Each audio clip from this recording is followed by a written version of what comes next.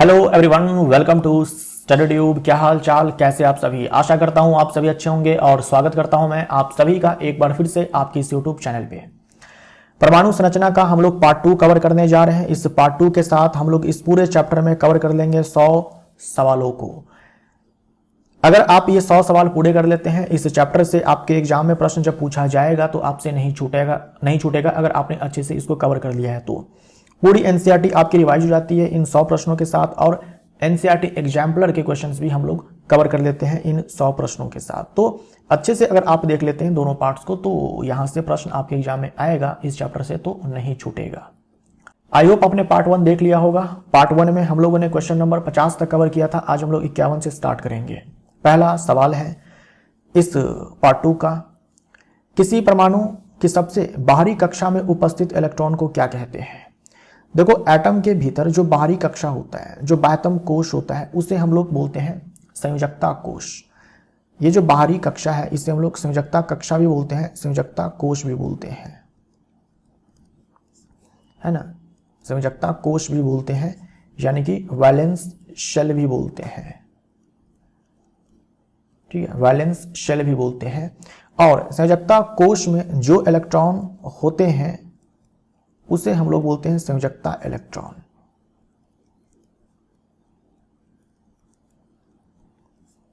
इसे हम लोग क्या बोलेंगे, वैलेंस इलेक्ट्रॉन। समझ में आया आपको। संयोजकता कोश सबसे बाह्यतम कोश को बोलेंगे, और संयोजकता कोश में जो इलेक्ट्रॉन्स होते हैं उसे हम लोग वैलेंस इलेक्ट्रॉन बोलते हैं। एग्जाम्पल के तौर पर सोडियम। आपसे पूछा जाता है, आपको एक तत्व दे दिया जाएगा और पूछा जाएगा कि इसके परमाणु में संयोजकता इलेक्ट्रॉन जो है कितने हैं, संयोजकता कोश कौन सा कोश है। इस तरह के प्रश्न जो है आपसे पूछे जाते हैं। तो सबसे पहले तो आपको इलेक्ट्रॉनिक विन्यास लिखना पड़ेगा। इलेक्ट्रॉनिक विन्यास लिखने के लिए जरूरी है कि कम से कम आपको एटॉमिक नंबर पता हो। एटम्स न्यूट्रल होते हैं, जो एटॉमिक नंबर वही प्रोटॉन की संख्या वही इलेक्ट्रॉन की संख्या। सोडियम का इलेक्ट्रॉनिक विन्यास 281 हो जाएगा। 281 हो जाएगा तो इसमें जो पहला कोश है के कोश है, दूसरा कोश एल कोश है, तीसरा कोश एम कोश है। तो बाह्यतम कोश कौन सा हो गया, बाह्यतम कोश ये वाला है। तो संयोजकता कोश सोडियम के लिए एम है और संयोजकता कोश में एक इलेक्ट्रॉन है, तो हम बोलेंगे कि वैलेंस इलेक्ट्रॉन संयोजकता इलेक्ट्रॉन जो है वो 1 है। ऐसे हम लोग मैग्नीशियम की बात करते हैं। मैग्नीशियम एटॉमिक नंबर 12 होता है। हम इसका इलेक्ट्रॉनिक विन्यास लिखने बैठे तो 282 हो जाएगा।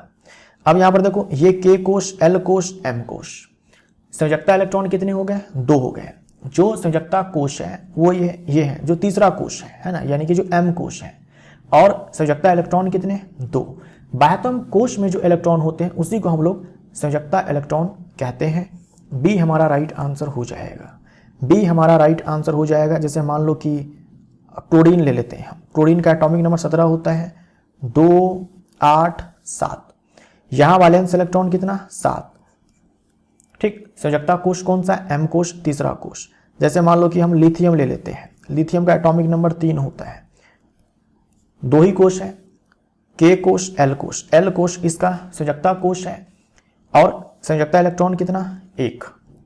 ये आपको पता करने आना चाहिए। इसके लिए जरूरी है कि आप इलेक्ट्रॉन को बांटना जानते हो, यानी कि इलेक्ट्रॉनिक विन्यास आपको लिखने आता हो और आपको यह पता हो कि बाह्यतम कोश को ही संयोजकता कोश बोलते हैं और संयोजकता कोश में जो इलेक्ट्रॉन होते हैं उसे हम लोग संयोजकता इलेक्ट्रॉन बोलते हैं।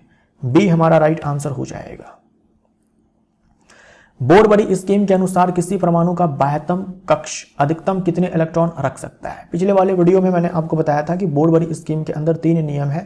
पहला नियम कि एक कोश में अधिकतम इतने इलेक्ट्रॉन आ सकते हैं, इस सूत्र से दिया जाता है। दूसरा, अगर मान लो कोई कोश बाह्यतम कोश है तो उसमें मैक्सिमम 8 इलेक्ट्रॉन आ सकते हैं। तीसरा कि आप इलेक्ट्रॉन जब भरेंगे ना कोशों में, तो पहले कोश को पूरा भरेंगे, उसके बाद दूसरे कोश में भरेंगे, उसके बाद तीसरे कोश में भरेंगे। इस प्रकार से आप चलेंगे, ठीक है। ऐसा नहीं करेंगे कि आपने पहले कोश को पूरा नहीं भरा है और आप दूसरे कोश में इलेक्ट्रॉन को भरने चले गए।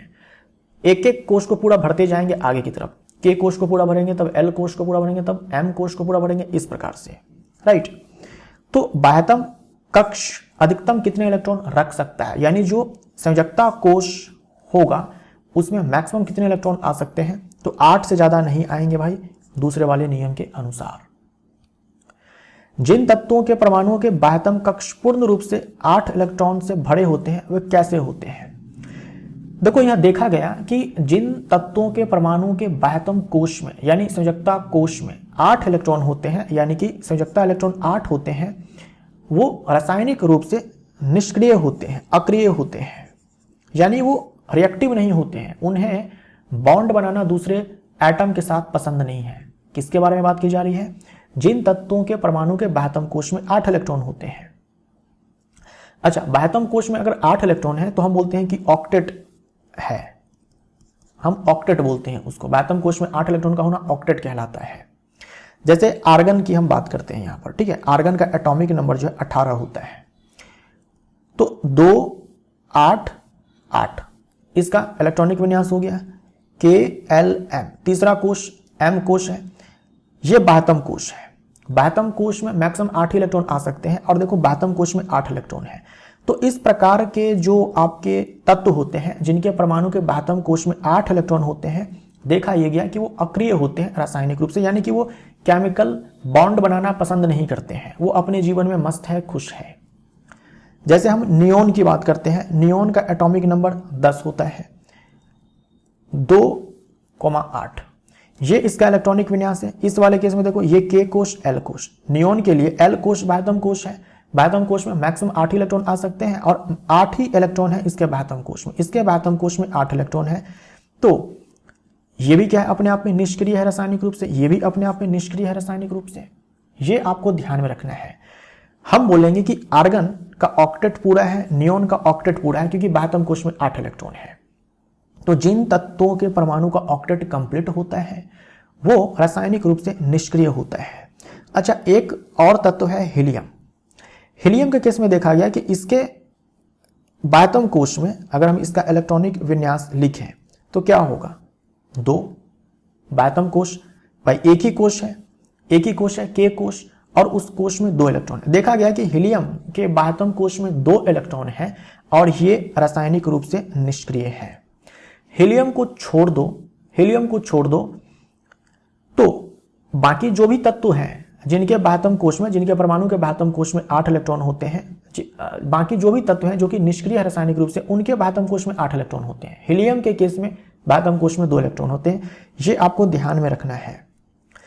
यहां पर देख लो, helium, neon, argon, krypton, xenon, radon, ये सारे रासायनिक रूप से निष्क्रिय तत्व है। क्यों? क्योंकि इनके बाह्यतम कोश में 8 इलेक्ट्रॉन होते हैं, यानी ये सारे का ऑक्टेट कंप्लीट होता है। लेकिन हीलियम भी अपने आप में रासायनिक रूप से निष्क्रिय है, लेकिन इसके बाह्यतम कोश में 2 इलेक्ट्रॉन होते हैं, ये आपको ध्यान में रखना है। यानी कि जो भी निष्क्रिय आपके तत्व हैं उनमें संयोजकता इलेक्ट्रॉन 8 है, संयोजकता इलेक्ट्रॉन 8 है। अच्छा, अगर इनके बाह्यतम कोश में 8 इलेक्ट्रॉन है, हम बोलते हैं कि रासायनिक रूप से निष्क्रिय है। अगर रासायनिक रूप से निष्क्रिय है मतलब ये किसी के साथ कंबाइन करना नहीं चाहते, इनकी कंबाइनिंग कैपेसिटी 0 है। अगर कंबाइनिंग कैपेसिटी 0 है तो कंबाइनिंग कैपेसिटी को ही हम लोग संयोजकता बोलते हैं, वैलेंसी बोलते हैं।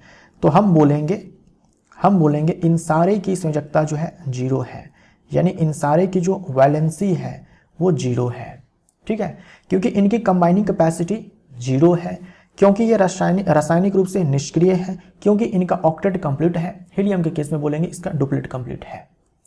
ये सारी बातें जो है आपको ध्यान में रखनी है। वैलेंसी हमें बताती है कि एटम जो है रिएक्टिव है। अगर किसी के पास कुछ वैलेंसी है मतलब वो रिएक्टिव है, उसको पसंद है किसी के साथ बॉन्ड बनाना। हर एटम यही चाहता है कि हम रासायनिक रूप से निष्क्रिय हो जाए, हम किसी के साथ बॉन्ड नहीं बनाए, हमारे बाह्यतम कोश में 8 इलेक्ट्रॉन पूरे हो जाए। हर एटम यही चाहता है कि अपने बाह्यतम कोश में हम लोग 8 इलेक्ट्रॉन पूरे कर ले। अब उस 8 इलेक्ट्रॉन को प्राप्त करने के लिए एटम्स के पास 3 तरीके होते हैं। या तो कुछ इलेक्ट्रॉन को बाहर निकाल दें अपने बाह्यतम कोश से, या तो कुछ इलेक्ट्रॉन को एक्सेप्ट कर ले अपने बाह्यतम कोश में, या फिर इलेक्ट्रॉनों के साथ साझेदारी कर ले। ठीक है, ये 3 तरीके होते हैं। कारण क्या है?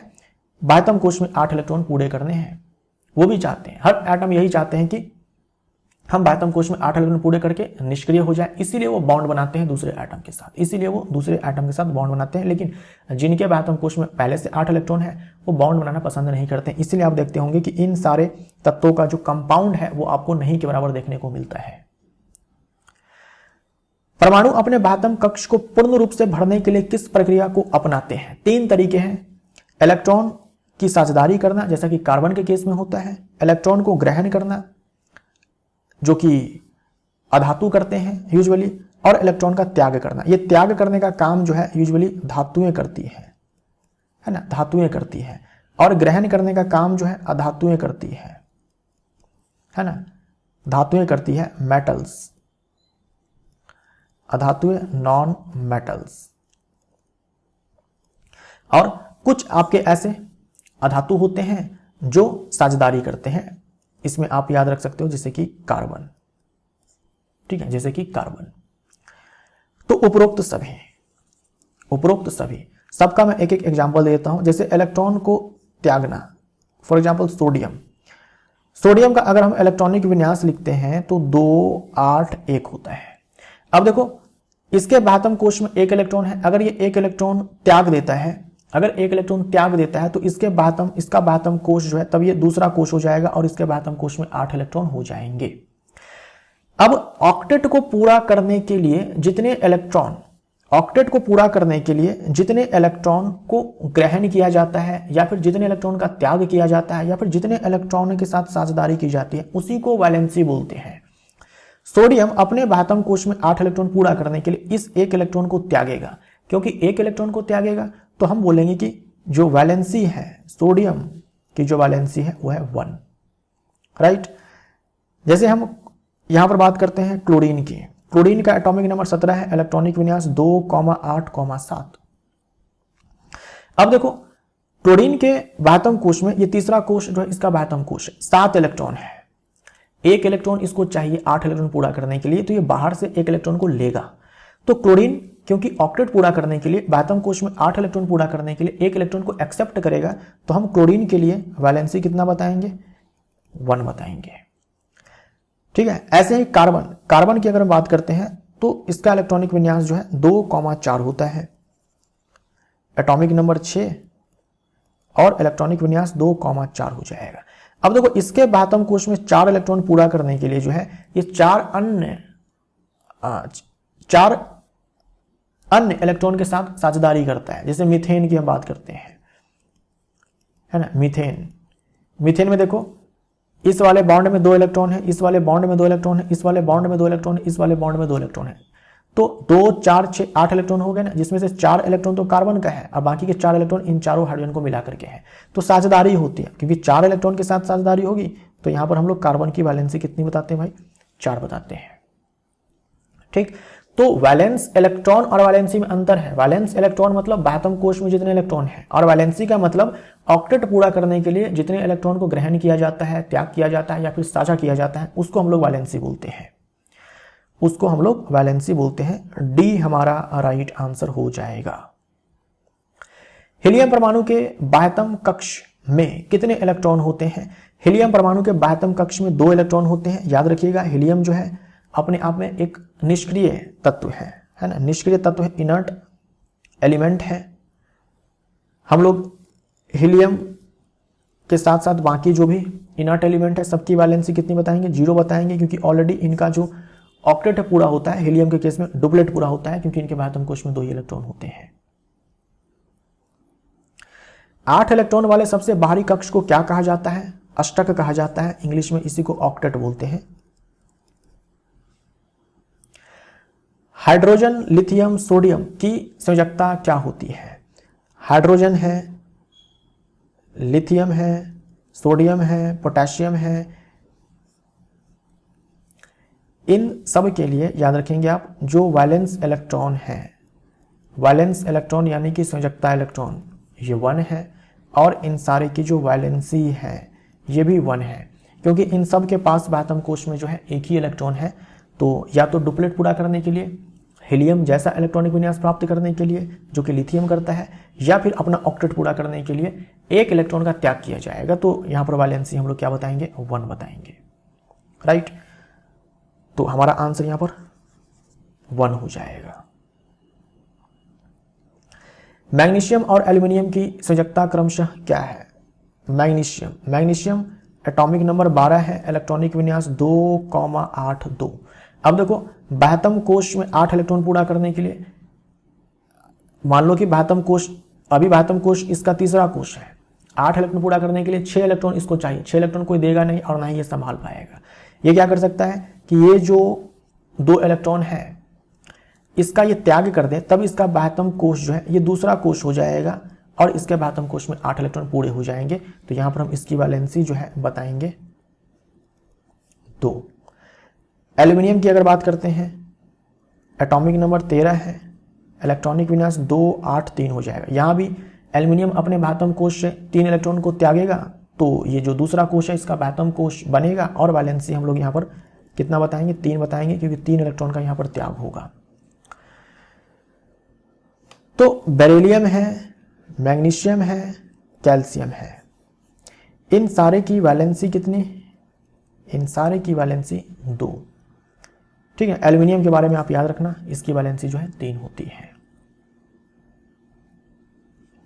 2 और 3, बी हमारा राइट आंसर। फ्लोरीन की संयोजकता कितनी होती है? मैंने अभी आपको क्लोरीन का दिखाया, वैसे ही फ्लोरीन का निकलता है।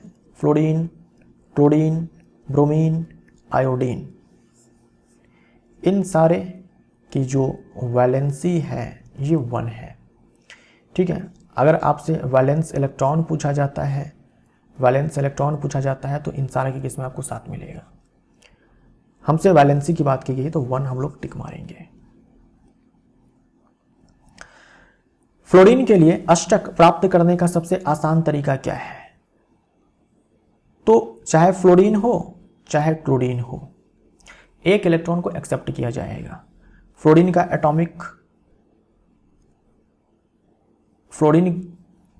एटॉमिक नंबर 9 और क्लोरीन का 17। तो यहां पर 2 और ये 7 हो जाएगा, यहां पर 2, 8, 7 हो जाएगा। अपने बाह्यतम कोश में 1 इलेक्ट्रॉन एक्सेप्ट करके ये 8 इलेक्ट्रॉन पूरा कर देगा, अपने बाह्यतम कोश में 1 इलेक्ट्रॉन एक्सेप्ट करके ये 8 इलेक्ट्रॉन पूरा कर देगा। तो जितना इलेक्ट्रॉन एक्सेप्ट किया जाए ऑक्टेट पूरा करने के लिए, उसी को वैलेंसी बोलते हैं। तो 1 इलेक्ट्रॉन ग्रहण करना, बी हमारा राइट आंसर हो जाएगा। किस स्थिति में किसी तत्व की संयोजकता 0 होती है? जब कंबाइनिंग कैपेसिटी नहीं हो। कंबाइनिंग कैपेसिटी 0 कब हो? जब तत्व जो है रासायनिक रूप से निष्क्रिय हो। हम लोगों ने देखा कि रासायनिक रूप से निष्क्रिय वो तत्व होते हैं, कंबाइनिंग कैपेसिटी उसकी 0 होती है, जिसके बाह्यतम कोश में 8 इलेक्ट्रॉन होते हैं। हीलियम के केस में 2 इलेक्ट्रॉन है। जब बाह्यतम कक्ष 8 इलेक्ट्रॉन हो, जब बाह्यतम कक्ष में 8 इलेक्ट्रॉन हो, वैसे केस में। परमाणु संख्या Z, देखो जो परमाणु संख्या है इसे इंग्लिश में एटॉमिक नंबर बोलते हैं, एटॉमिक नंबर बोलते हैं, और इसे हम लोग Z लेटर से डिनोट करते हैं। तो एटॉमिक नंबर मीन्स क्या? आप क्या समझते हैं एटॉमिक नंबर? जैसे सोडियम के बारे में मैंने आपसे कहा कि सोडियम का जो एटॉमिक नंबर है 11 है। इसका मतलब क्या हुआ? इसका मतलब ये हुआ कि सोडियम का जो नाभिक है इसमें टोटल 11 प्रोटॉन है। टोटल 11 प्रोटॉन है। जो प्रोटॉन की संख्या वही एटॉमिक नंबर, जो प्रोटॉन की संख्या वही एटॉमिक नंबर। और सोडियम के पास 3 कोश है। ठीक, ये पहला कोश, ये दूसरा कोश और ये तीसरा कोश। जो प्रोटॉन की संख्या उसी को हम लोग एटॉमिक नंबर बोलते हैं, ये याद रखिएगा। और कभी भी प्रोटॉन या फिर न्यूट्रॉन एटम को छोड़कर आते जाते नहीं है। एटम के अंदर आना जाना ये इलेक्ट्रॉन करता है। तो परमाणु संख्या किसे दर्शाती है? आप बोलेंगे परमाणु के नाभिक में प्रोटॉन की संख्या। सी हमारा राइट आंसर हो जाएगा। तो ये याद रखिएगा, बहुत ही बेसिक सी बात है। निम्नलिखित कथनों पर विचार कीजिए। परमाणु का द्रव्यमान मुख्य रूप से विद्यमान प्रोटॉन और न्यूट्रॉन के कारण होता है। ये बिल्कुल सही है। रदरफोर्ड ने क्या कहा था? एटम का अधिकांश भाग खाली है, परमाणु का जो सारा द्रव्यमान है उसके केंद्र में निहित है।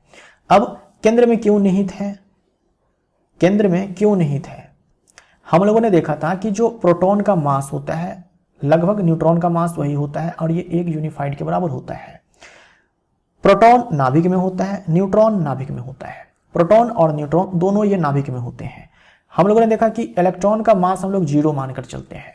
तो एक एटम का जो भी मास होता है वो किसके कारण होता है? प्रोटॉन के मास के कारण होता है, न्यूट्रॉन के मास के कारण होता है। क्योंकि ये दोनों के दोनों परमाणु के नाभिक में होते हैं, इसीलिए हम बोलते हैं कि परमाणु के नाभिक में सारा द्रव्यमान जो है निहित होता है। तो एक परमाणु का द्रव्यमान मुख्य रूप से उसमें जो प्रोटॉन होते हैं, न्यूट्रॉन होते हैं, उसी के कारण होता है। जैसे सोडियम का हम लोग मास बताते हैं 23U, है ना, ये बताते हैं। हमें मालूम है कि सोडियम के पास जो सोडियम का जो एटॉमिक नंबर है 11 है, यानी कि प्रोटॉन जो है उसमें 11 है।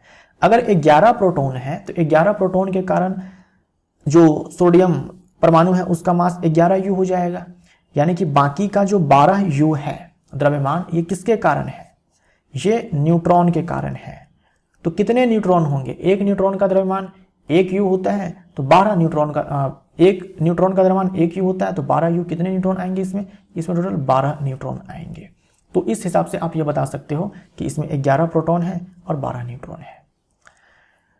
प्रोटॉन और न्यूट्रॉन को सामूहिक रूप से न्यूक्लियॉन कहते हैं, क्योंकि प्रोटॉन और न्यूट्रॉन जो है न्यूक्लियस के अंदर होते हैं, इसलिए हम इन दोनों को जो है एक साथ न्यूक्लियॉन भी बोल देते हैं। एक साथ न्यूक्लियॉन भी बोल देते हैं, जिसमें बोल सकते हैं कि सोडियम परमाणु के पास कितने न्यूक्लियॉन? 23 न्यूक्लियॉन। दोनों स्टेटमेंट सही है। परमाणु का लगभग संपूर्ण द्रव्यमान उसके नाभिक में होता है, सही है। द्रव्यमान संख्या बराबर प्रोटॉन की संख्या प्लस न्यूट्रॉन की संख्या होती है। अच्छा, द्रव्यमान संख्या किसको बोलते हैं? तो ये फॉर्मूला होता है प्रोटॉन की संख्या और न्यूट्रॉन की संख्या, यानी टोटल न्यूक्लियॉन की जो संख्या होती है उसी को हम लोग द्रव्यमान संख्या बोलते हैं। न्यूक्लियस में जो टोटल प्रोटॉन है और जो टोटल न्यूट्रॉन है, इन दोनों को जोड़ दो तो जो नंबर आपको मिल जाए उसी को द्रव्यमान संख्या बोलते हैं। द्रव्यमान संख्या को हम लोग कैपिटल ए से डिनोट करते हैं, प्रोटॉन की संख्या प्लस न्यूट्रॉन की संख्या। अच्छा, जो प्रोटॉन की संख्या वही परमाणु संख्या, तो आप ऐसा भी बोल सकते हो यहां पर, है ना, प्रोटॉन की संख्या की जगह पर परमाणु संख्या आप लिख सकते हो। सारे स्टेटमेंट जो है सही है, तो डी ऑप्शन हमारा राइट आंसर हो जाएगा। यदि किसी परमाणु में 8 इलेक्ट्रॉन और 8 प्रोटॉन हो तो उसकी परमाणु संख्या कितनी होगी? परमाणु संख्या बराबर प्रोटॉन की संख्या होती है भाई, तो हम बोलेंगे परमाणु संख्या 8। यदि किसी परमाणु में प्रोटॉन और इलेक्ट्रॉन की संख्या बराबर हो तो परमाणु का आवेश क्या होगा? देखो, प्रोटॉन की संख्या और इलेक्ट्रॉन की संख्या दोनों बराबर है, और हम जानते हैं कि प्रोटॉन के ऊपर चार्ज कितना होता है भाई? प्रोटॉन के ऊपर चार्ज कितना होता है? Plus 1.6 into 10⁻⁻19 coulomb. और इलेक्ट्रॉन के ऊपर चार्ज कितना होता है? मैग्नीट्यूड वही है, केवल नेचर जो है अपोजिट है। तो क्योंकि अपोजिट नेचर है और परिमाण में दोनों समान होते हैं, तो परमाणु के ऊपर कोई आवेश नहीं होगा, शून्य आवेश होगा। तो जो परमाणु होते हैं यूजुअली न्यूट्रल ही होते हैं, क्योंकि उनमें प्रोटॉन और इलेक्ट्रॉन की संख्या आपस में बराबर होते हैं। एक तत्व के नाभिक में 10 प्रोटॉन और 17 न्यूट्रॉन उपस्थित है, उसका द्रव्यमान संख्या क्या होगा? एग्जाम का पूछा हुआ प्रश्न है। तो द्रव्यमान संख्या को हम लोग ए से डिनोट करते हैं, ये बराबर होता है प्रोटॉन की संख्या प्लस न्यूट्रॉन की संख्या, नाभिक में प्रोटॉन की संख्या प्लस न्यूट्रॉन की संख्या। मैंने आपसे ये भी कहा कि आप प्रोटॉन की संख्या है तो इसको आप रिप्लेस कर सकते हो परमाणु संख्या से, क्योंकि जो प्रोटॉन की संख्या वही परमाणु संख्या। अब देखो, आपको दिया गया है कि 10 प्रोटॉन है और 17 न्यूट्रॉन है, तो द्रव्यमान संख्या 27, बी हमारा राइट आंसर हो जाएगा। हम एक तत्व को ऐसे रिप्रेजेंट करते हैं, हम तत्व का प्रतीक लिखते हैं और ऊपर में लिखते हैं द्रव्यमान संख्या और नीचे में लिखते हैं परमाणु संख्या। ये आपको ध्यान में रखना है। मान लीजिए कि कोई तत्व है x, इस तत्व के ऊपर हम लोग ऐसे द्रव्यमान संख्या लिखते हैं और नीचे हम लोग ऐसे परमाणु संख्या लिखते हैं। A का मतलब द्रव्यमान संख्या, Z का मतलब परमाणु संख्या, राइट। और हम जब A में से Z को घटा देंगे तो क्या मिलेगा? A में से Z को घटा देंगे तो क्या मिलेगा? न्यूट्रॉन की संख्या। A में से Z को घटा देंगे तो न्यूट्रॉन की संख्या, क्योंकि हमें मालूम है जो द्रव्यमान संख्या बराबर होती है वो परमाणु संख्या प्लस न्यूट्रॉन की संख्या होती है। तो यहाँ से ऊपर में से नीचे को हम लोग घटाएंगे तो आपको मिल जाएगा डायरेक्ट न्यूट्रॉन की संख्या। तो ये चीज आप ध्यान में रखिएगा। अब देखो, आपको यहाँ पर दिया गया है नाइट्रोजन का सिंबल दिया गया है, ऊपर में 14 है और नीचे में 7 है। तो यहाँ से हमें ये समझ में आया कि भाई द्रव्यमान संख्या 14 है, जो परमाणु संख्या है बराबर प्रोटॉन की संख्या है वो है 7। और मैंने आपसे कहा ऊपर वाले में से नीचे को घटा दो तो आपको न्यूट्रॉन की संख्या जो है मिल जाएगी। 14 में से 7 घटाओगे तो 7 आएगा। तो प्रोटॉन संख्या में 7 है, न्यूट्रॉन संख्या में 7 है, इलेक्ट्रॉन जितने प्रोटॉन होते हैं उतने ही इलेक्ट्रॉन होते हैं। ठीक है, जब तक आपसे कहा ना जाए कि एटम के ऊपर कोई चार्ज है तब तक आप एटम को न्यूट्रल मानेंगे। न्यूट्रल एटम का मतलब, उदासीन परमाणु का मतलब जितने प्रोटॉन उतने ही इलेक्ट्रॉन, सब जो है 7 7 7। बी हमारा राइट आंसर हो जाएगा। प्रोटॉन में डैश धनात्मक आवेश होता है, 1.6 इंटू 10⁻⁻19 कूलम होता है। समस्थानिक किसे कहते हैं? समस्थानिक को हम लोग इंग्लिश में आइसोटोप्स बोलते हैं। आइसोटोप किसको बोलते हैं? समस्थानिक किसे बोलते हैं? देखो, डाल्टन ने एटॉमिक थ्योरी जो दिया, डाल्टन ने जो अपना एटॉमिक थ्योरी दिया था उसमें एक लाइन आपको याद होगा, एक तत्व के जितने भी परमाणु होते हैं सबके रासायनिक गुणधर्म एक जैसा और परमाणु द्रव्यमान भी एक जैसा। डाल्टन ने कहा था अपने एटॉमिक थ्योरी में कि एक तत्व के सारे परमाणु के रासायनिक गुणधर्म एक जैसे होते हैं और द्रव्यमान भी उनका एक जैसा होता है। लेकिन बाद में देखा गया कि जब हम एक तत्व का सैंपल लेते हैं, और उसमें जब हम बहुत सारे एटम्स को देखते हैं तो हमें ये पता लगा कि यार एक ही तत्व के अलग अलग एटम्स हैं जिनके द्रव्यमान में हमें अंतर देखने को मिल रहा है। एटॉमिक नंबर सबका सेम है लेकिन द्रव्यमान में हमें अंतर देखने को मिल रहा है। एग्जाम्पल के तौर पर मान लीजिए कि हाइड्रोजन को सैंपल के तौर पर लिया गया। जब हाइड्रोजन सैंपल को लिया गया तो इसमें हाइड्रोजन के बहुत सारे आपके परमाणु दिखे, हाइड्रोजन के बहुत सारे परमाणु दिखे। अब डाल्टन के हिसाब से सारे का जो परमाणु द्रव्यमान है वो एक जैसा होना चाहिए, लेकिन ऐसा नहीं हुआ। वैज्ञानिकों ने देखा कि अधिकांश एटम के पास जो द्रव्यमान है वो 1 के बराबर है। अधिकांश एटम के पास जो द्रव्यमान है वो 1 के बराबर है। कुछ एटम ऐसे हैं जिनका जो द्रव्यमान है वो 2 के बराबर है, यानी कि 1U 2U। कुछ एटम्स ऐसे हैं जिनका द्रव्यमान जो है 2 के बराबर है और कुछ ऐसे हैं जिनका द्रव्यमान 3 के बराबर है। यानी हाइड्रोजन के केस में इन्होंने 3 प्रकार के जो है परमाणु देखे। अधिकांश का द्रव्यमान उन्होंने 1U के बराबर देखा, कुछ का देखा 2U के बराबर और कुछ का देखा 3U के बराबर। तो डाल्टन का ये जो कहना था कि एक तत्व के जितने भी परमाणु होते हैं सबका परमाणु द्रव्यमान एक जैसा होता है, ये गलत साबित हो जाता है। ठीक, एक ही तत्व के अलग अलग परमाणु हो सकते हैं जिनका द्रव्यमान अलग अलग हो, ऐसा हो सकता है, लेकिन सारे का जो परमाणु संख्या है ना वो सबके बराबर होंगे। जैसे हाइड्रोजन का परमाणु संख्या 1 है तो इन सारे का जो परमाणु संख्या है, एटॉमिक नंबर है, सबका सेम है, बस द्रव्यमान में लोचा देखने को मिला। और हम लोगों ने अभी क्या पढ़ा, एक एटम का जो द्रव्यमान होता है उसके प्रोटॉन के कारण होता है और न्यूट्रॉन के कारण होता है। तो भाई एटॉमिक नंबर सबका बराबर है, यानी प्रोटॉन की संख्या सबका बराबर है। तो फिर द्रव्यमान में अंतर किसके मास के कारण आया? न्यूट्रॉन के कारण आया। न्यूट्रॉन की संख्या अलग अलग होने के कारण द्रव्यमान जो है अलग अलग आ रहा है, क्योंकि प्रोटॉन की संख्या अर्थात परमाणु संख्या तो सबकी बराबर ही है। तो हम क्या बोलेंगे कि भाई हमें 3 प्रकार के एटम्स मिले हाइड्रोजन के सैंपल में, 3 प्रकार के एटम्स दिखे जिनके द्रव्यमान संख्या अलग अलग है, परमाणु संख्या सबकी एक समान। तो इन तीनों को कह दिया आइसोटोप। ये तीनों क्या कहे जाएंगे? हाइड्रोजन के आइसोटोप कहे जाएंगे। ऐसे ही कार्बन के केस में देखा गया कि भाई कुछ कार्बन के परमाणु ऐसे हैं जिनका परमाणु द्रव्यमान जो है 12U के बराबर है और कुछ को देखा गया 14U के बराबर है। अधिकांश को देखा गया कि 12U के बराबर है और कुछ को देखा गया कि 14 के बराबर है। तो हम कार्बन 12 जो बोलते हैं तो इसमें 12 मतलब क्या, परमाणु द्रव्यमान 12 है। और कुछ ऐसे देखेंगे कार्बन के परमाणु जिनका परमाणु द्रव्यमान 14 के बराबर है, लेकिन एटॉमिक नंबर सबका 6 ही होगा। यानी इस 12U में 6U द्रव्यमान किसका? प्रोटॉन के कारण। इस 14U में 6U द्रव्यमान किसके कारण? प्रोटॉन के कारण। तो इसमें 6U द्रव्यमान जो है न्यूट्रॉन के कारण है और इसमें 8U द्रव्यमान जो है न्यूट्रॉन के कारण है, यानी कि इसमें 8 न्यूट्रॉन और इसमें 6 न्यूट्रॉन है। न्यूट्रॉन की संख्या में फर्क होने के कारण द्रव्यमान में जो है फर्क देखने को द्रव्यमान संख्या में जो है फर्क हमें देखने को मिलता है ना। द्रव्यमान संख्या में फर्क है मतलब परमाणु द्रव्यमान भी अंतर देखने को मिल जाएगा। ठीक है, अगर यहाँ पर द्रव्यमान अगर 8U है तो क्यों? क्योंकि यहाँ पर 8 न्यूट्रॉन है। यहाँ पर 6U है तो क्यों? क्योंकि यहाँ पर 6 न्यूट्रॉन है। तो द्रव्यमान संख्या में अंतर आ गया ना, द्रव्यमान संख्या में अंतर आएगा तभी तो परमाणु द्रव्यमान में अंतर आएगा, राइट। तो हम बोलेंगे समस्थानिक किसे कहते हैं, तो जिनकी परमाणु संख्या समान और द्रव्यमान संख्या भिन्न भिन्न हो, द्रव्यमान संख्या भिन्न भिन्न हो, ये आपको याद रखना होगा। तो हाइड्रोजन के जो 3 समस्थानिक देखने को मिले वैज्ञानिकों को, उन्हें अलग अलग नाम दिया गया है, जैसे प्रोटियम, ड्यूटेरियम और ट्रिटियम। ए हमारा राइट आंसर हो जाएगा, है ना। 1H1, 1H2, 1H3 ऐसे हम लोग बोलते हैं। इसे हम लोग बोलते हैं प्रोटियम, इसे हम लोग बोलते हैं ड्यूटेरियम, इसे बोलते हैं ट्रिटियम। ध्यान से देखो, सबकी परमाणु संख्या एक समान, द्रव्यमान संख्या अलग अलग है। भाई द्रव्यमान संख्या अलग अलग क्यों है? अगर हम न्यूट्रॉन की संख्या यहां पर लिखे तो 0, इसमें 1 और इसमें 2। आपसे पूछा जाता है एग्जाम में, ठीक है, आप ये याद रखिएगा।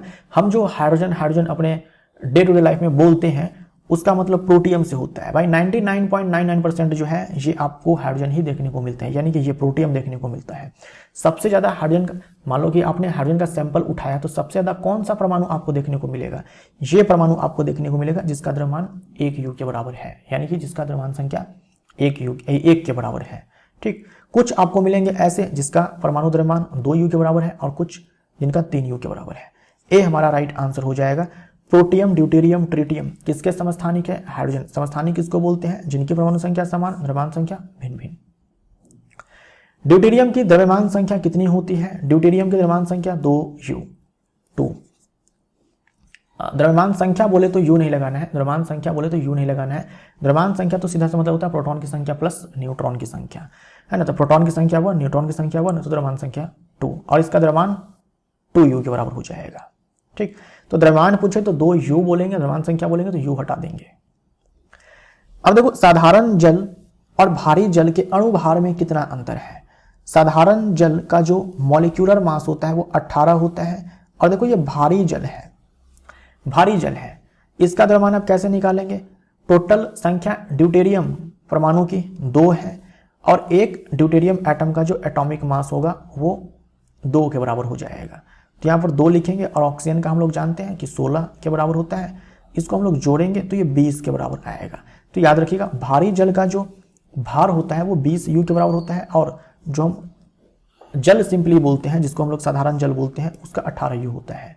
तो अणु भार में कितना अंतर है? तो 2 U का अंतर है ना। इसको भारी जल बोलते हैं, इसका इस्तेमाल जो है न्यूक्लियर रिएक्टर में किया जाता है, भारी जल का इस्तेमाल।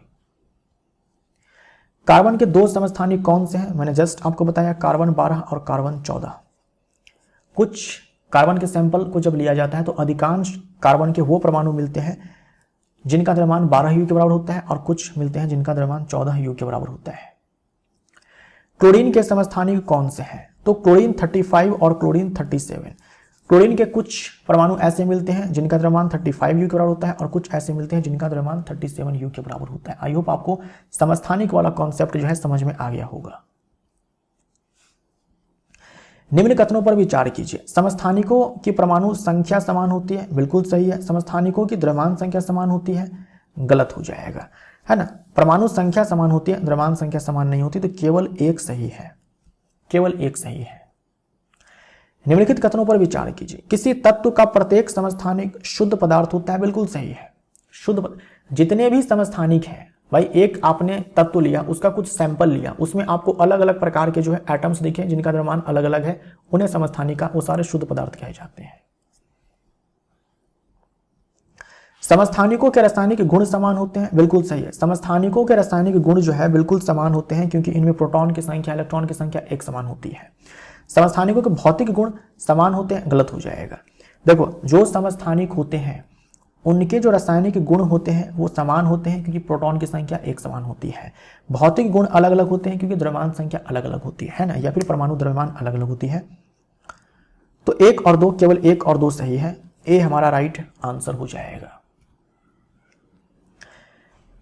निम्नलिखित कथनों पर विचार कीजिए। किसी प्राकृतिक तत्व का परमाणु द्रव्यमान उस तत्व के सभी समस्थानिकों के औसत द्रव्यमान के बराबर होता है। ये बिल्कुल सही है। जैसे मैंने अभी आपको बताया कि आपने हाइड्रोजन लिया था, आपने हाइड्रोजन लिया, हाइड्रोजन सैंपल को जब लिया तो उसमें आपको बहुत सारे एटम्स दिखे हैं, बहुत सारे एटम्स दिखे हैं।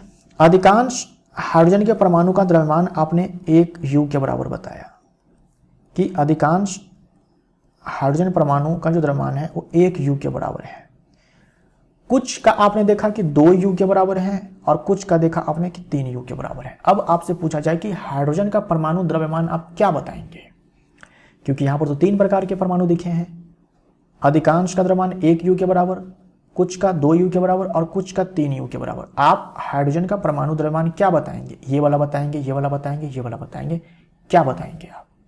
तो यही चीज आपसे कहा गया है कि किसी प्राकृतिक तत्व का परमाणु द्रव्यमान उस तत्व के सभी समस्थानिकों के औसत द्रव्यमान के बराबर होगा। सबसे पहले हमें यह पता लगाना होगा कि जब हम हाइड्रोजन का सैंपल लेते हैं तो कौन से समस्थानिक का कितना परसेंट है, किस समस्थानिक का कितना परसेंट है। मान लो कि इसका X% आ रहा है, इसका Y% आ रहा है, इसका Z% आ रहा है। सबसे पहले तो ये परसेंटेज आपको पता करना होगा कि कौन समस्थानिक कितने परसेंट में है। उसके बाद सारे का औसत लिया जाएगा, उसके बाद सारे का औसत लिया जाएगा। 1 U का X% प्लस 2 U का Y% प्लस 3 U का Z%, ऐसे आपको जो है निकालना पड़ेगा। तो जो मास आएगा वो इसका एवरेज मास कहलाएगा। लेकिन मान लीजिए कि किसी के पास समस्थानिक है ही नहीं, किसी के पास समस्थानिक है ही नहीं। आपने मान लो कि X नाम का कोई तत्व लिया और उसमें जैसे मान लो कि यही होता, अगर सारे का द्रव्यमान 1 U के बराबर ही होता, कोई समस्थानिक ही नहीं होता, मैं बोल रहा हूं कोई समस्थानिक ही नहीं है, वैसे केस में क्या होता? सिंपल, सारे का द्रव्यमान एक जैसा है तो कोई एक द्रव्यमान हम लोग बताएंगे। और द्रव्यमान हम लोग जानते हैं कि प्रोटॉन का द्रव्यमान प्लस न्यूट्रॉन के द्रव्यमान के कारण होता है। तो अगर किसी समस्थानिक के पास, अगर किसी तत्व के पास कोई समस्थानिक नहीं है तो उसका द्रव्यमान सिंपली हम लोग ये देख लेते हैं कि प्रोटॉन कितने हैं, न्यूट्रॉन कितने हैं, सारे को जोड़ देते हैं, द्रव्यमान संख्या निकाल लेते हैं और उसमें U लगा देते हैं, जस्ट हो गया। ठीक, जैसे मान लीजिए कोई तत्व है, उसमें X प्रोटॉन है और Y न्यूट्रॉन है टोटल संख्या में, तो हम लोग द्रव्यमान संख्या निकालेंगे X प्लस Y करके और इसमें क्या करेंगे, U लगा देंगे, ये इसका परमाणु द्रव्यमान आ जाएगा। अगर समस्थानिक नहीं है तो वैसे, अगर मान लो समस्थानिक है तो सबसे पहले हम लोग परसेंटेज निकाल लेंगे, चेक करेंगे, पता करेंगे कि कौन समस्थानिक कितना परसेंट है, तब जा करके हम लोग एवरेज मास निकालेंगे। यह स्टेटमेंट सही है। यदि किसी तत्व का कोई समस्थानिक नहीं है तो परमाणु द्रव्यमान केवल प्रोटॉन और न्यूट्रॉन के द्रव्यमान के योग से प्राप्त होता है। लेकिन अगर समस्थानिक है तो सबसे पहले आपको यहां पर देखो, यदि किसी तत्व के समस्थानिक उपस्थित हो तो औसत परमाणु द्रव्यमान निकालने के लिए प्रत्येक समस्थानिक का प्रतिशत ज्ञात करना आवश्यक होता है कि कौन कितना परसेंट है, तब जाकर के हम लोग ऐसे एवरेज लेंगे। ठीक, तो ये सारे सही हैं और ये सारे स्टेटमेंट्स आपको याद होने चाहिए। ये सब के सब स्टेटमेंट्स जो है आपको याद होने चाहिए। सब एनसीईआरटी में सबको मैंने कन्वर्ट कर दिया है सवाल में, ये सब आपको याद होना चाहिए। ये एनसीईआरटी एक्सरसाइज का क्वेश्चन है। देखो, ब्रोमीन परमाणु के 2 समस्थानिक हैं, यानी ब्रोमीन का जब आपने सैंपल लिया ना तो उसमें आपको 2 प्रकार के एटम्स दिखे, 2 प्रकार के आपको एटम्स दिखे, 2 प्रकार के ऐसे एटम्स दिखे।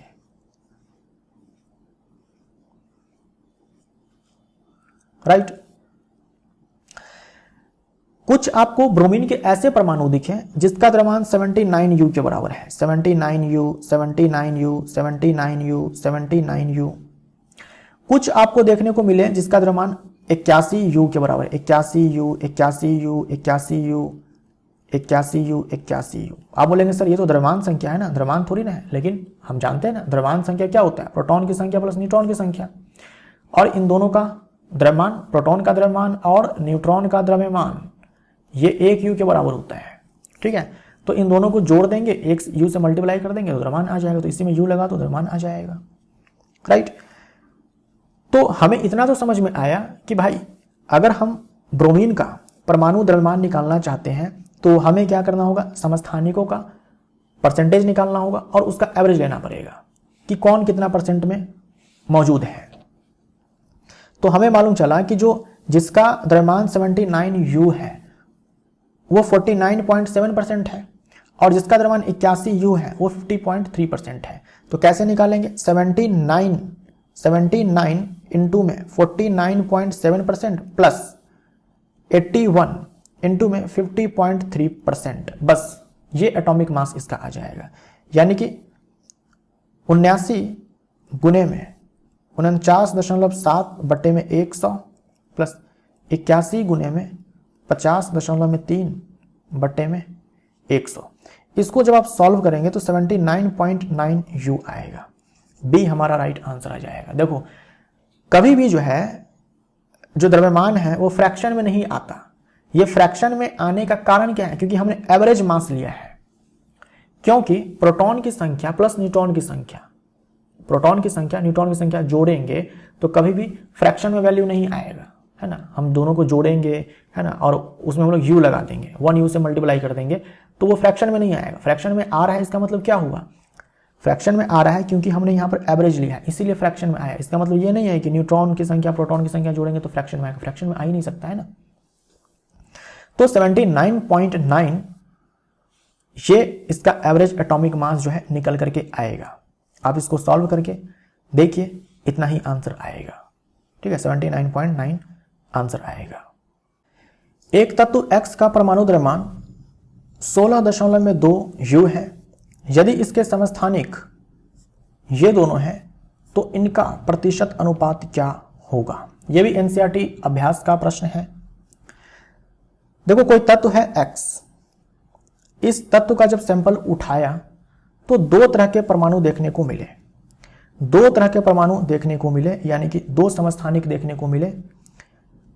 भाई एक का द्रव्यमान जो है 16 U के बराबर है। यहां पर कुछ मिस्टेक, ये 8 काट दो। कुछ ऐसे तत्व थे जिनका परमाणु द्रव्यमान 16 U के बराबर और कुछ ऐसे तत्व ने परमाणु थे जिनका परमाणु द्रव्यमान 18 U के बराबर। अब कहा जा रहा है दोनों का परसेंटेज बताइए जब इन दोनों का जो एवरेज निकाला जाता है उसका परमाणु द्रव्यमान जो है इतना आता है। तो अगर मान लीजिए कि ये X% है तो ये कितना हो जाएगा? 100 माइनस X% हो जाएगा। अगर ये 10% होगा तो ये 90% होगा, अगर ये 40% होगा तो ये 60% होगा। इस हिसाब से अगर ये X% है तो ये 100 माइनस X% है। अब मान लो कि आपको ये नहीं पता है, ये नहीं पता है, सिर्फ इतनी इंफॉर्मेशन आपको दी गई है, तो आप कैसे निकालते हैं average atomic mass? Same concept जो हमने यहां पर लगाया है वही लगाते हैं। कैसे निकालते हैं? 16 गुने में X बटे में 100 प्लस 18 गुने में 100 माइनस X बटे में 100, और इसको सॉल्व करने के बाद हमें जो है एवरेज एटॉमिक मास मिलता। लेकिन हमें ये पहले से पता है कि ये 16.2 के बराबर है। 16.2 के बराबर है तो ये आ जाएगा 1620, ये 16x प्लस ये आ जाएगा 1800 माइनस 18x के बराबर, राइट। अब ये आ जाएगा 2x बराबर 1800 माइनस 1620। यहाँ से x आ जाएगा 1800 में से 1620 घटाएंगे तो 180 आएगा। 180 बट्टे में 2 यानी कि ये आ जाएगा 90%। अगर ये 90% है, अगर ये 90% है तो ये कितना आ जाएगा? 100 में से 90 करेंगे 10%, तो 90 10%। ठीक है, अगर 100 एटम है उसमें से 90 एटम ऐसे हैं, परमाणु ऐसे हैं जिसका द्रव्यमान 16 U के बराबर है और 10 ऐसे परमाणु है जिसका द्रव्यमान 18 U के बराबर है। तो ये सवाल और ये सवाल दोनों NCERT एक्सरसाइज के क्वेश्चन है जो आखिरी में दिए होते हैं, तो आप इन दोनों को अच्छे से ध्यान में रखिएगा, आपके एग्जाम में जो है पूछा जा सकता है। यदि किसी तत्व का परमाणु संख्या 3 हो तो उसकी संयोजकता क्या होगी और उसका नाम क्या है? देखो परमाणु संख्या 3 वाला जो तत्व है वह है लिथियम, है ना। हाइड्रोजन, हीलियम, लिथियम है। और लिथियम, सोडियम, पोटेशियम के बारे में मैंने आपसे कहा कि संयोजकता इसकी 1 होती है। आप निकाल भी सकते हो इलेक्ट्रॉनिक विन्यास लिख करके। एक तत्व के समस्थानिक में होते हैं, एक तत्व के समस्थानिक में जो है क्या होते हैं? भिन्न भौतिक गुण नहीं, भिन्न रासायनिक गुण नहीं, न्यूट्रॉन की अलग अलग संख्या सही, भिन्न परमाणु संख्या नहीं। जो समस्थानिक होते हैं ना उनमें परमाणु संख्या एक समान होती है, द्रव्यमान संख्या अलग अलग होती है ना। परमाणु संख्या एक समान लेकिन द्रव्यमान संख्या अलग अलग। अगर ये एक समान है लेकिन ये बदल रहा है तो क्यों बदल रहा है? क्योंकि न्यूट्रॉन की संख्या बदल रही होगी। निम्नलिखित कथनों पर विचार कीजिए। निम्नलिखित कथनों पर विचार कीजिए। यूरेनियम के एक समस्थानिक का उपयोग परमाणु भट्टी एटॉमिक रिएक्टर में ईंधन के रूप में होता है। यह बिल्कुल सही है। एटॉमिक रिएक्टर में फ्यूल के रूप में यूरेनियम का समस्थानिक होता है, उसका उपयोग किया जाता है। कैंसर के उपचार में कोबाल्ट के समस्थानिक का उपयोग किया जाता है और घेंगा रोग के इलाज में आयोडीन के समस्थानिक का उपयोग किया जाता है। ये तीनों स्टेटमेंट्स जो है बिल्कुल सही है। समस्थानिकों के उपयोग के ऊपर जो है सवाल पूछा गया है। ये तीनों आपके एनसीईआरटी बुक में मेंशन है। ये तीनों आपको अच्छे से याद होनी चाहिए, है ना। आयोडीन के इलाज में घेंगा रोग के इलाज में आयोडीन के समस्थानिक का उपयोग किया जाता है। कैंसर के इलाज में कोबाल्ट के समस्थानिक का उपयोग किया जाता है और यूरेनियम समस्थानिक का उपयोग जो है एटॉमिक रिएक्टर में किया जाता है ना, परमाणु भट्टी में किया जाता है ईंधन के रूप में, फ्यूल के रूप में। तो अभी आपने समस्थानिक के बारे में पढ़ा, आइसोटोप्स के बारे में पढ़ा। परमाणु संख्या एक समान, द्रव्यमान संख्या अलग अलग। और जो आइसोटोप्स होते हैं एक ही तत्व के अलग अलग परमाणु होते हैं। यह भी आपने पढ़ा कि एक सैंपल उठाया, उसमें कई सारे परमाणु मिले, उनकी द्रव्यमान संख्या अलग अलग थी। हम बात करते हैं यहां पर आइसोबार की। इसी से मिलता जुलता एक और शब्द है आइसोबार्स। आइसोबार्स के बारे में पहले तो आपको ये याद होना चाहिए कि ये अलग अलग तत्व के परमाणु होते हैं, एक ही तत्व के परमाणु नहीं होते हैं। जैसे ही अलग अलग तत्व के परमाणु हो गए ना, तो इनकी परमाणु संख्या अलग अलग, लेकिन संयोगवश इनके द्रव्यमान संख्या एक समान होते हैं। तो इसमें क्या होगा, परमाणु संख्या एक समान बिल्कुल नहीं, द्रव्यमान संख्या अलग अलग होती है बिल्कुल नहीं। द्रव्यमान संख्या एक समान, परमाणु संख्या अलग अलग। द्रव्यमान संख्या समान होती है लेकिन परमाणु संख्या भिन्न होती है। सी हमारा राइट आंसर। ये अंतर ध्यान में रखिएगा, क्योंकि आइसोबार्स अलग अलग तत्व के परमाणु होते हैं। अलग अलग तत्व के परमाणु होंगे तो परमाणु संख्या तो भिन्न होनी ही है, ठीक। कैल्शियम का एटॉमिक नंबर 20 है, आर्गन का एटॉमिक नंबर 18 है, लेकिन दोनों की द्रव्यमान संख्या 40 होती है। यानी कुछ ऐसे हो गया, कैल्शियम का एटॉमिक नंबर 20, आर्गन का एटॉमिक नंबर 18, लेकिन दोनों की जो द्रव्यमान संख्या है वो 40-40 है। तो भाई अलग अलग तत्व के परमाणु हैं जिनकी परमाणु संख्या अलग अलग है, द्रव्यमान संख्या समान है, इसे हम लोग समभारिक बोलते हैं, आइसोबार्स बोलते हैं। निम्नलिखित में से कौन सा मैग्नीशियम परमाणु में इलेक्ट्रॉन का वितरण को सही प्रदर्शित करता है? एग्जाम्पलर का क्वेश्चन है, तो हम लोगों ने ऑलरेडी बात कर लिया हुआ है 282, ठीक, 282। रदरफोर्ड के अल्फा कण प्रकीर्णन प्रयोग के परिणाम स्वरूप खोजा गया परमाणु में नाभिक की खोज हुई थी। सी हमारा राइट आंसर है। पिछले वाले वीडियो में हम लोगों ने चर्चा किया था। एक तत्व X में इलेक्ट्रॉन की संख्या 15 है और न्यूट्रॉन की संख्या 16 है। निम्नलिखित में से कौन सा तत्व का सही प्रदर्शन है? यह भी एग्जाम्पलर का क्वेश्चन है। देखो, इलेक्ट्रॉन की संख्या 15 है। परमाणु उदासीन होते हैं, जितने इलेक्ट्रॉन उतने ही प्रोटॉन होते हैं, जितने प्रोटॉन वही एटॉमिक नंबर है, वही परमाणु संख्या है, यानी परमाणु संख्या 15 है। अच्छा, न्यूट्रॉन की संख्या 16 है। हम जानते हैं कि ऊपर में हम लोग द्रव्यमान संख्या लिखते हैं और द्रव्यमान संख्या बराबर होता है प्रोटॉन की संख्या या फिर बोल दो परमाणु संख्या साथ में न्यूट्रॉन की संख्या, तो ये 31 हो जाएगा, ठीक है। तो हमारा आंसर ए हो जाएगा, ये एलिमेंट है। डाल्टन के परमाणु सिद्धांत ने सफलतापूर्वक समझाया। डाल्टन के परमाणु सिद्धांत ने सफलतापूर्वक समझाया द्रव्यमान संरक्षण का जो नियम होता है, स्थिर अनुपात का जो नियम होता है, इन दोनों के बारे में हम लोगों ने पढ़ा था एटम्स एंड मॉलिक्यूल्स वाले चैप्टर में, इससे ठीक पहले वाले चैप्टर में। रेडियो एक्टिविटी का नियम नहीं होगा, गुणित अनुपात का नियम डाल्टन ने ही दिया था, ये सही है ना। गुणित अनुपात का नियम, इसके बारे में अपने को पढ़ना नहीं है, लेकिन ये भी एक नियम है जो डाल्टन ने ही दिया था और डाल्टन का जो परमाणु सिद्धांत है उसको ये सेटिस्फाई करता है। 1 2 4 सही है ना, 1 2 4 1 2 4, डी ऑप्शन हमारा राइट हो जाएगा। रदरफोर्ड के नाभिकीय प्रतिरूप के संबंध में कौन से कथन सही है? रदरफोर्ड ने जो अपना मॉडल दिया था उसके संबंध में कौन से कथन सही है? नाभिक को धन आवेशित माना, बिल्कुल सही है। रदरफोर्ड ने ही नाभिक की खोज की थी, नाभिक को बताया कि धन आवेशित है। प्रमाणित किया कि अल्फा कण हाइड्रोजन परमाणु से 4 गुनी भारी है। इन्होंने कोई प्रमाणित ये नहीं किया था, पहले से पता था ये सब चीज। सौर परिवार से तुलना की जा सकती है, ये सही है। थॉमसन मॉडल से सहमति दर्शाता है, नहीं। थॉमसन ने तो कहा था कि भाई परमाणु धन आवेशित गोला है जिसमें इलेक्ट्रॉन धंसे हैं, ऐसा कुछ नहीं था। यहाँ पर सौर परिवार से यानी कि जो सोलर सिस्टम है इससे तुलना की जा सकती है। सोलर सिस्टम में हम जानते हैं कि सेंटर में सन है और प्लैनेट्स इसके चारों ओर जो है चक्कर लगाते हैं। और जो रदरफोर्ड ने अपना मॉडल दिया था उसमें क्या माना कि भाई केंद्र होता है, धन आवेशित नाभिक होता है और इलेक्ट्रॉन इसके चारों ओर जो चक्कर लगाते हैं। तो इनसे जो है तुलना की जा सकती है, बिल्कुल सही है ये। तो 1 और 3 जो है हमारा आंसर हो जाएगा, 1 और 3, 1 और 3, 1 2 है, 2 3 है, 1 4 है।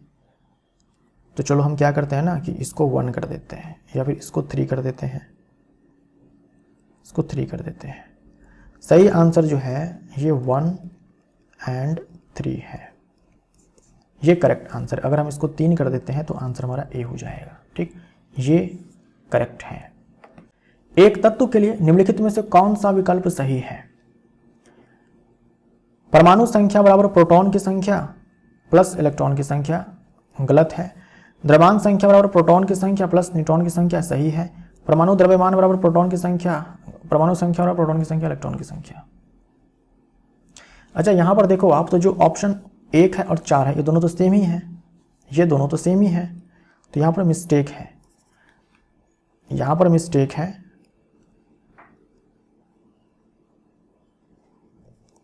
यहां पर इसको आप कर दो ऐसे बराबर, यानी कि परमाणु संख्या बराबर प्रोटॉन की संख्या बराबर इलेक्ट्रॉन की संख्या, क्योंकि जो एटम्स होते हैं वो आपके न्यूट्रल होते हैं।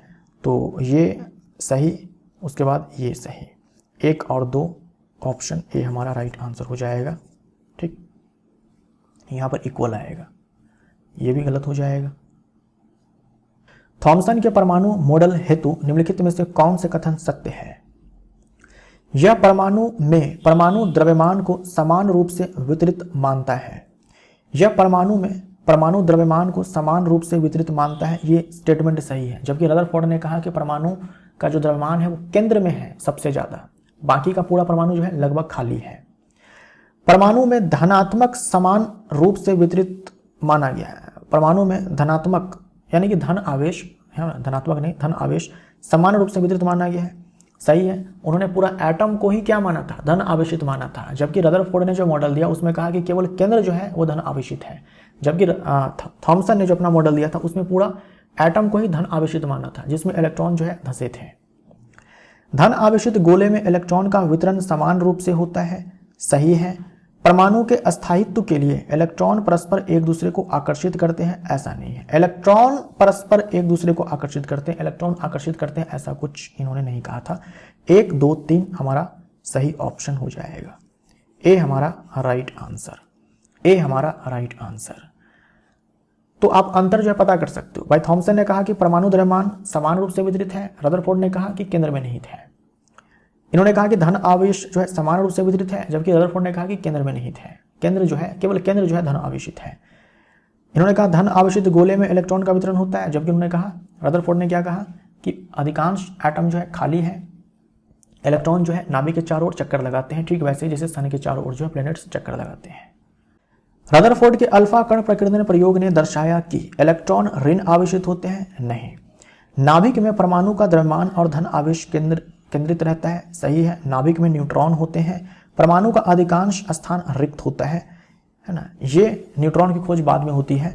नाभिक में परमाणु का द्रव्यमान और धन आवेश केंद्रित रहता है, हम लोग बात कर चुके हैं। और अधिकांश परमाणु जो है, परमाणु का अधिकांश स्थान, अधिकांश भाग जो है खाली है। तो 2 और 4 यानी कि बी ऑप्शन हमारा सही है।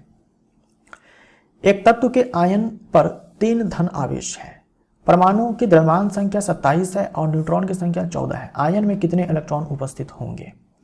अब देखो कोई तत्व है, मान लो x, इसके ऊपर 3 प्लस चार्ज है। हम जानते हैं 3 प्लस चार्ज का मतलब क्या हुआ? 3 इलेक्ट्रॉन बाहर गया होगा।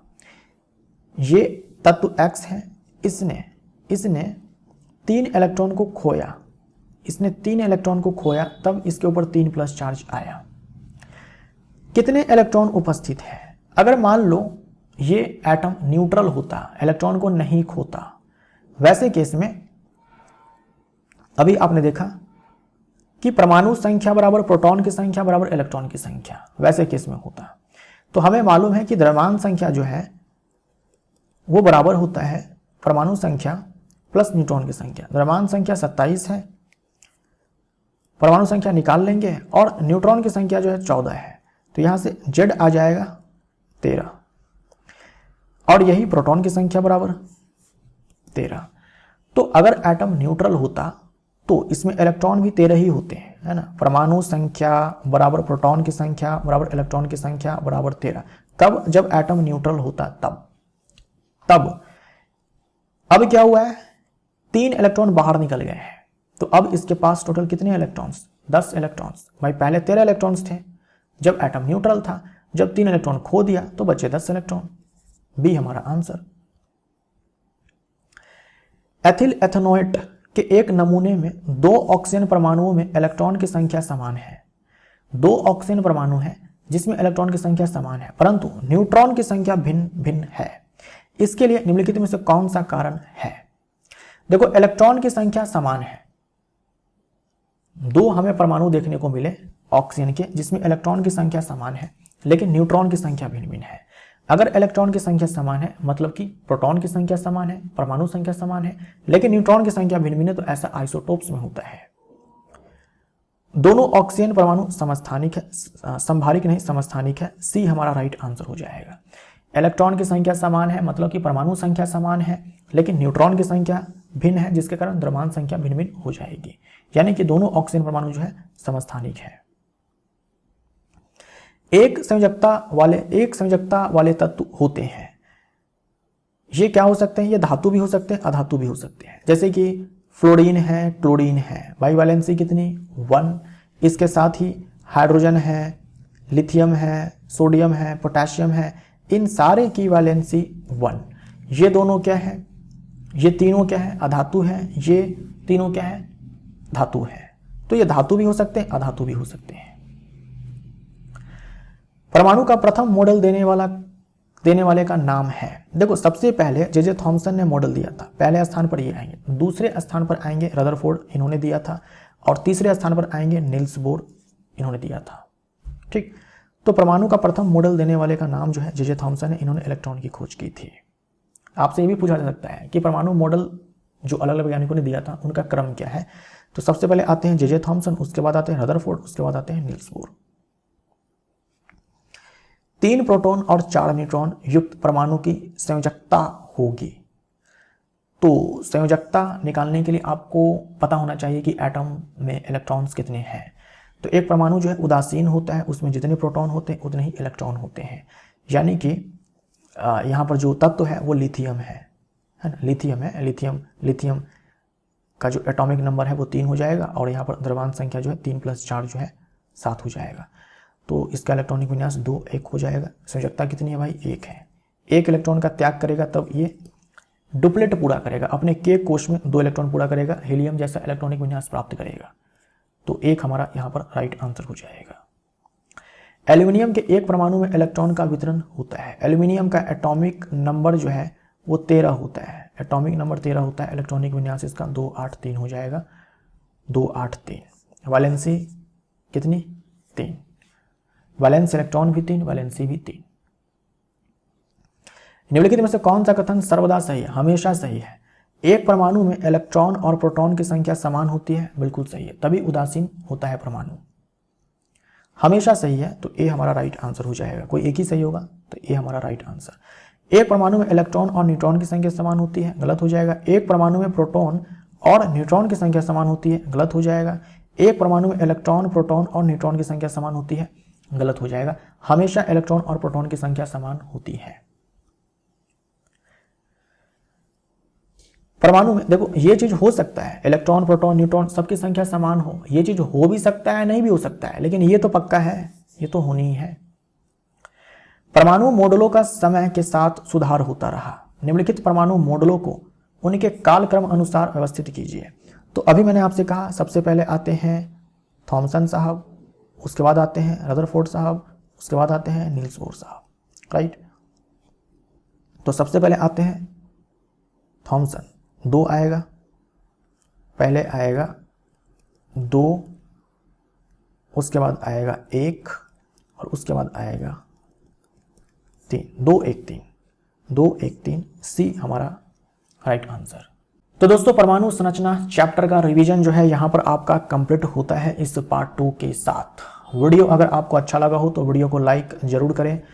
मिलते हैं अगले नया चैप्टर में। Thank you so much.